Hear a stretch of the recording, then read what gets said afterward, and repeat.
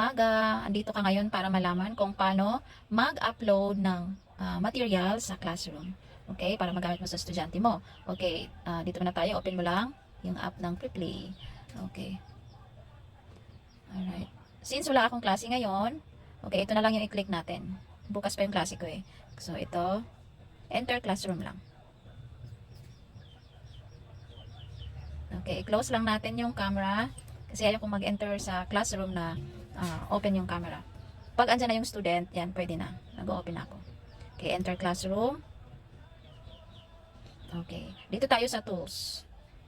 Tools, open tools. Then, whiteboard. Ayan. Magta-try tayo ngayon mag-upload ng materials dito sa classroom. Ito pala gamit ko, old whiteboard. May new whiteboard din siya, pero focus tayo dito sa kung paano mag-upload ng materials dito sa classroom. Since ito naman yung gamit ko, old whiteboard, so dito tayo mag-upload. Okay. So, dito mo lang, click mo lang, iyan mo pababa, taas. Okay, ito yung i-click mo. Yan. Yan. So, maraming option ka kung anong i-upload mo. So, unahin muna natin dito itong upload files.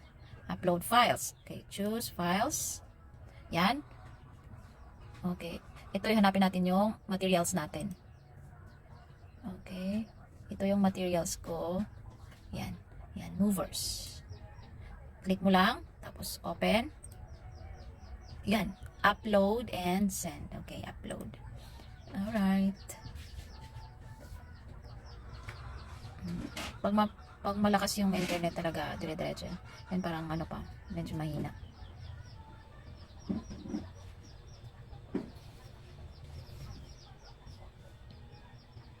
Yan, i-explore mo lang yan. Yung my camera tools, share, chat, react, more.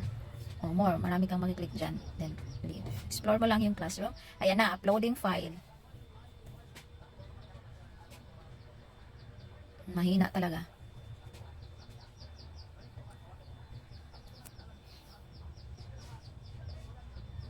Okay, pasensya na, mahina talaga.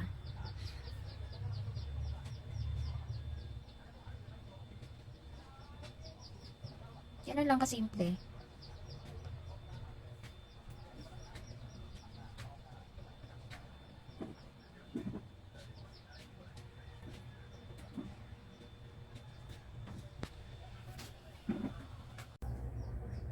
Ayan na.